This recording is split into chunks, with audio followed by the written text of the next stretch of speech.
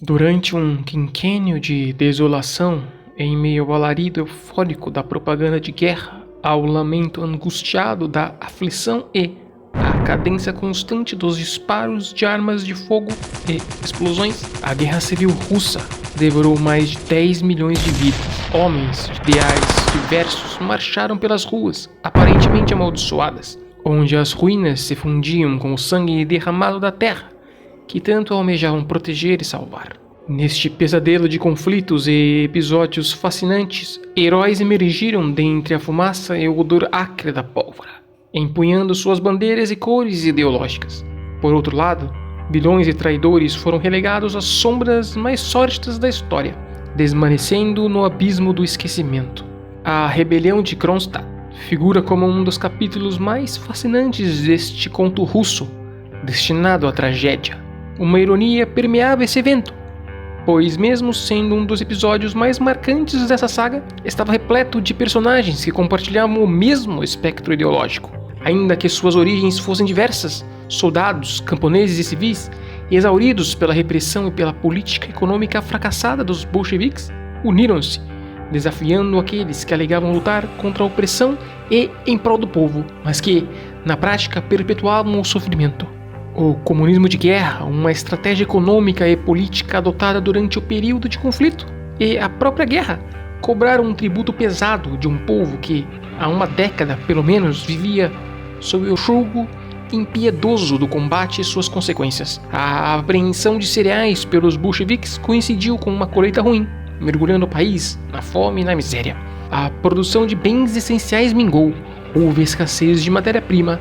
O governo impôs cotas e interferiu nas fábricas, tornando o trabalho árduo, afetando toda a cadeia de produção e desencadeando greves e protestos em todo o país. Em meio a este cenário desolador, os soldados e marinheiros da base Kronstadt, um valioso ponto estratégico na ilha de Kotlin, no Golfo da Finlândia, e próximo à cidade de Petrogrado, que tidos como apoiadores leais do regime bolchevique, desencadearam uma revolta que exigia o alívio das condições impostas pelo comunismo de guerra, o fornecimento adequado de alimentos, a restauração da liberdade de expressão, maior participação democrática, a libertação de socialistas não bolcheviques e a garantia de direitos civis. Estes rebeldes, motivados pelas circunstâncias maiores que ideológicas, haviam suportado a opressão política e a miséria econômica por tempo demais.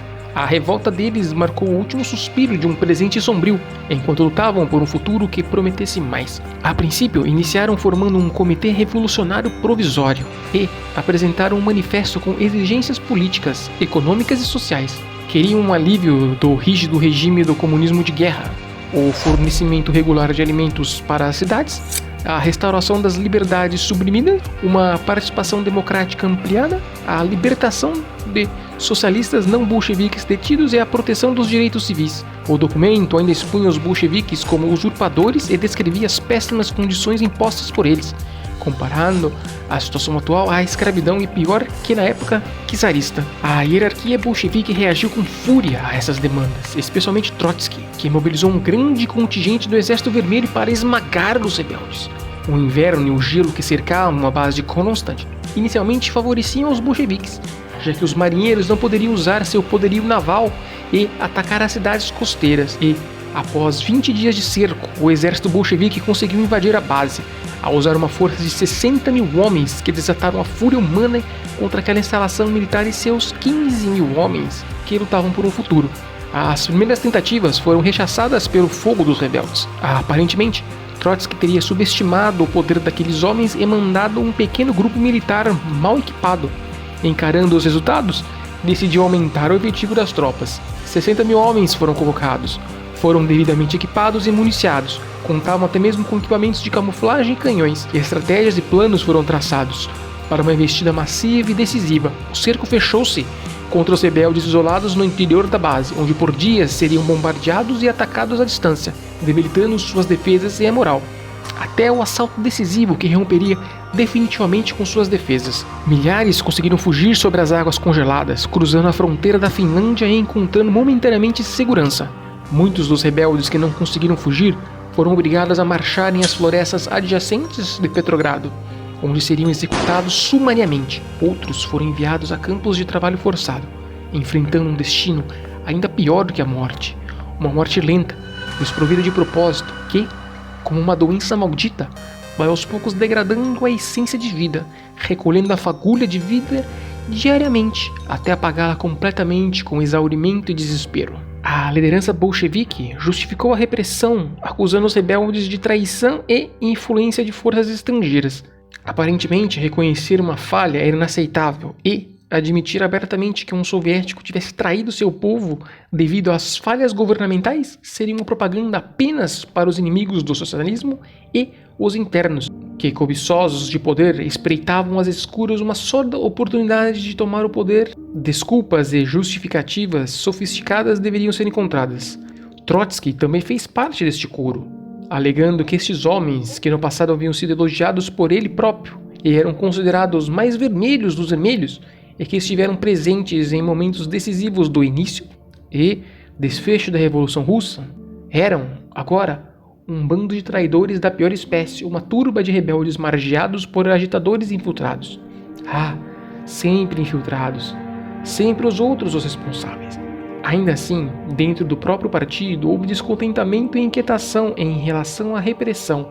Indivíduos corajosos como a revolucionária Alexandra Kollontai exteriorizou seu desconforto e a preocupação com a conduta da liderança do partido, como perseguiram e eliminaram aqueles que ousassem desafiarem a sua visão de mundo. Lenin obteve uma vitória política poderosa e propagandista ainda maior. A mensagem de conteúdo nefasto de como os opositores seriam tratados espalhou-se pelos cantos de um país aparentemente condenado ao conflito e intrigas políticas. Apesar da vitória, Lenin também seria atormentado e perseguido por suas ações. O fantasma da rebelião e contra-revolução estaria à espreita, à espera de apenas um novo erro de sua gestão, apenas uma falha. Para controlar, deveria ser ainda mais violento e repressivo. Devido à revolta de Kronstadt, finalmente uma luz foi lançada sobre a tensão entre os ideais da revolução e a dura realidade da governança comunista na Rússia soviética. Lenin e seu grupo lideraram uma campanha de perseguição implacável, estabelecendo um precedente de como lidariam com qualquer desafio à sua visão de mundo. O gozo da vitória cobrou seu preço, alto demais para alguns, e os ecos desse episódio reverberaram através do tempo, como um grito sufocado que, desesperadamente, precisa de ajuda. Lembre-se das vidas perdidas e da luta, não por um mundo melhor, mas por uma vida melhor, por um dia de calor próximo à fogueira e abastecida de comida na mesa.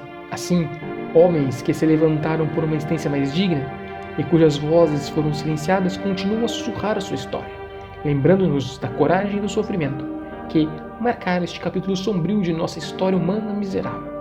Lembremos-nos desses homens que ousaram desafiar um regime opressor e cujas vozes foram destruídas. Eles representam um anseio por justiça e dignidade, uma busca que transcende gerações e fronteiras, pensamentos e ideologia, tempo e espaço.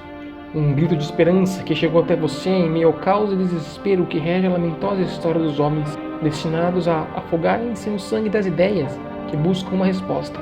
Mas quem é culpado ou inocente quando todos creem que tem as melhores respostas às principais perguntas da vida?